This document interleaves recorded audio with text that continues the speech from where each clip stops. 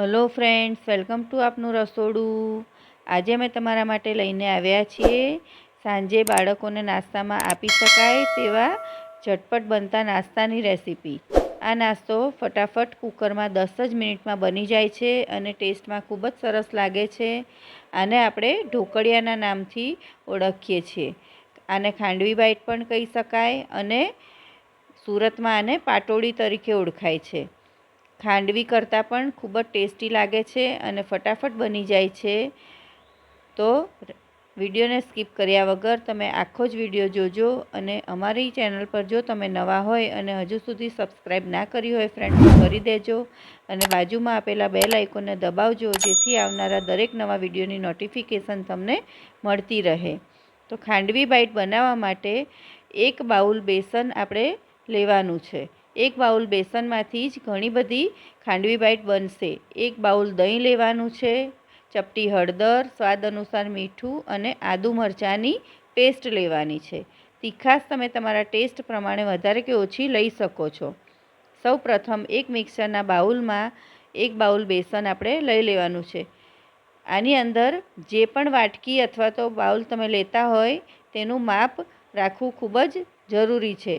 જે બાઉલ ભરીને તમે બેસન લીધું હોય એ જ બાઉલના માપથી તમારે દહીં લેવાનું છે અને એ જ બાઉલના માપથી 1.5 બાઉલ ભરી અને પાણી લેવાનું છે। એટલે ટોટલ 2.5 બાઉલ આપણે લેવાનું છે। પણ જો તમે છાશ લેતા હોય તો 2.5 બાઉલ છાશ લેવાની અથવા તો 1 બાઉલ છાશ અને 1.5 બાઉલ પાણી લેવાનું, પણ માપ બરાબર રાખવું ખૂબ જરૂરી છે। ત્યારબાદ મીઠું, હળદર અને આદુ મરચાંની પેસ્ટ એડ કરી અને અહીં આપણે 1 બાઉલ બેસન, 1 બાઉલ દહીં અને હવે આમાં આપણે 1.5 બાઉલ પાણી એડ કરીશું। જો તમે આની અંદર લિક્વિડનું માપ બરાબર નહીં લો તો તમારા ખાંડવી બાઈટ બરાબર નહીં બને, એટલે એનું માપ લેવું જરૂરી છે બરાબર, તો તમારા ખાંડવી બાઈટ એકદમ પરફેક્ટ તૈયાર થશે। હવે આપણે આને બરાબર મિક્સ કરી લેવાનું છે। આ જરા પણ અઘરું નથી, ફક્ત 1 બાઉલ બેસનની સામે તમારે 2.5 બાઉલ લિક્વિડ લેવાનું છે। તમે દહીં અથવા તો પાણી અને છાશ પણ લઈ શકો છો, તમારી ઈચ્છા પ્રમાણે તમે લઈ શકો છો, પણ બહુ જ ખાટું દહીં કે છાશ નહીં લેવાનું। ત્યારબાદ એક તપેલી અથવા તો કુકરના જે ડબ્બા આવે છે તેની અંદર એ લિક્વિડ આપણે લઈ લેવાનું અને કુકરમાં આ રીતે નીચે પાણી અને આવી જાળી મૂકી એ વાસણને આપણે કુકરમાં સેટ કરી દેવાનું છે। આ રીતે તમે તપેલી પણ લઈ શકો છો અથવા તો આવું કુકરનો ડબ્બો પણ લઈ શકો છો। તેને આપણે આ રીતે ઢાંકી દેવાનો અને કુકર બંધ કરી અને ફૂલ ફ્લેમ ઉપર 5 સીટી વગાડી લેવાની છે। ફૂલ ફ્લેમ રાખવાની છે અને 5 સીટી વગાડી લેવાની છે। કુકરની અંદર ખાંડવી કઈ રીતે તૈયાર કરવી તેનો વિડીયો પણ અમે આગળ મૂકેલો છે, તેની લિંક પણ હું ડિસ્ક્રિપ્શન બોક્સમાં મૂકી દઈશ। એ પણ ફટાફટ તૈયાર થઈ જાય છે અને એવી જ રીતે આ ખાંડવી બાઈટ પણ ફટાફટ તૈયાર થઈ જાય છે। તો વેકેશનમાં બાળકો ઘરે હોય છે અને બપોરે બાળકોને ભૂખ લાગતી હોય છે, તો આ રીતે તમે ફટાફટ નાસ્તો બનાવીને આપી શકો છો। સરસ 5 સીટી વાગ્યા પછી કુકર ઠંડુ થઈ ગયું હતું અને અમે આ રીતે કાઢી લીધું છે। આ રીતનું ટેક્સચર તેનું હોવું જોઈએ અને વિસ્કરની મદદથી બરાબર મિક્સ કરી લેવાનું છે। એકદમ 5 મિનિટ સુધી આ રીતે તેને સરસ મિક્સ કરી લેવાનું। જો તમારું બેટર થોડું પણ ઢીલું લાગતું હોય તો ફરીથી 1 સીટી વગાડી લેવાની, એટલે તે પરફેક્ટ થઈ જશે। પણ આવી રીતનું તમારે બેટર તૈયાર કરી લેવાનું। સરસ બધું મિક્સ થઈ ગયું છે, તમે જોઈ શકો છો એકદમ સરસ ફટાફટ આ બની જાય છે। હવે આપણે એક ડીશની ઉપર આવી રીતે લગાવી અને જોઈ લેવાનું કે આપણું જે બેટર છે તે પરફેક્ટ છે કે નહીં। એ ઠંડુ થાય ત્યાં સુધી આપણે એક થાળીમાં તેલ લગાવી લઈશું ખાંડવી બાઈટ પાથરવા માટે। આ રીતે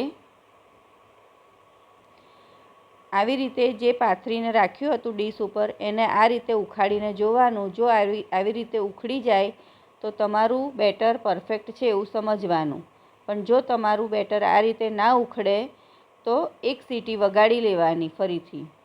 અથવા તો કઢાઈમાં નાખી અને થોડીવાર તેને બરાબર હલાવી અને સરખું કરી લેવાનું ગેસ ઉપર મૂકીને.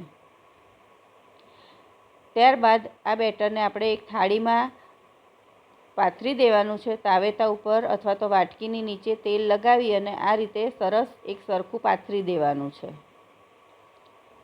તમે જોઈ શકો છો ફક્ત એક જ વાટકી ચણાના લોટમાંથી કેટલી બધી ખાંડવી બાઈટ તૈયાર થાય છે. અને ફરસાણની દુકાનમાં જો તમે લેવા જાઓ તો આ ઘણું મોંઘું મળતું હોય છે. હવે આને આપણે ઠંડુ થવા દેવાનું. એકદમ ઠંડુ થઈ જાય પછી આપણે તેના પીસ કરીશું. એક વાટકી ચણાનો લોટ હોય તો 1.5 વાટકી તમારે છાશ અથવા તો પાણી અને દહીં લેવાનું છે. ત્યારબાદ આપણે તેનો વઘાર કરીશું. વઘાર માટે તલ, રાઈ, લીલા મરચાં અને લીમડો લેવાનો છે. અને તેને ગાર્નિશ કરવા માટે કોથમીર અને લીલા ટોપરાની છીણ લીધી છે આપણે. હવે આપણે આને કટ કરી લઈશું. આ રીતે નાના નાના પીસ કરવાના, એટલે તે દેખાવમાં પણ સરસ લાગે અને ખાવામાં પણ તમને આસાની રહે. આ રીતે તમે જોઈ શકો છો એકદમ સોફ્ટ પીસ તૈયાર થયા છે આ ખાંડવી બાઈટના. એકદમ સરસ. તો હવે આપણે આનો વઘાર કરીશું. આ એમનેમ તમે સિંગ તેલ સાથે ખાઓ તો એમનેમ પણ એ ટેસ્ટી લાગે છે, પણ વઘાર આપણે તેનો કરવાનો છે એટલે તે વધારે ટેસ્ટી લાગશે. 2 ચમચી તેલ લઈ તેમાં રાઈ, લીલા મરચાં થોડા, લીમડાના પાન અને તલ એડ કરી અને ફટાફટ ખાંડવી બાઈટ એડ કરી દેવાના છે. આને બનતા જરા પણ વાર નથી લાગતી અને બધું બરાબર હલાવી લેવાનું. તો તમને અમારી આ ખાંડવી બાઈટની રેસીપી ફ્રેન્ડ્સ કેવી લાગી તે અમને કમેન્ટમાં જરૂરથી જણાવજો. તો તૈયાર છે આપણા ખાંડવી બાઈટ. આપણે તેને કોથમીર અને લીલા નાળિયેરના છીણથી ગાર્નિશ કરીશું. જો તમારી પાસે લીલા નાળિયેરનું છીણ ના હોય તો તમારે સ્કીપ કરવાનું, આ ઓપ્શનલ છે. તો હવે આપણે તેને સર્વ કરીશું. ફટાફટ બની જાય તેવા ખાંડવી બાઈટ ટેસ્ટમાં ખૂબ જ સરસ લાગે છે. જો તમે ક્યારેય ના બનાવ્યા હોય તો એકવાર ચોક્કસથી બનાવજો. અને તમે કઈ રીતે બનાવો છો ખાંડવી બાઈટ તે પણ અમને જણાવજો. આ મેં કુકરમાં બનાવ્યા છે, તમે કઢાઈમાં પણ બનાવી શકો છો. તમને અમારી આ ખાંડવી બાઈટની રેસીપી કેવી લાગી તે અમને ચોક્કસ જણાવજો ફ્રેન્ડ્સ. બીજી આવી નવી હેલ્ધી રેસીપી સાથે આપણે ફરી મળીશું. બાય.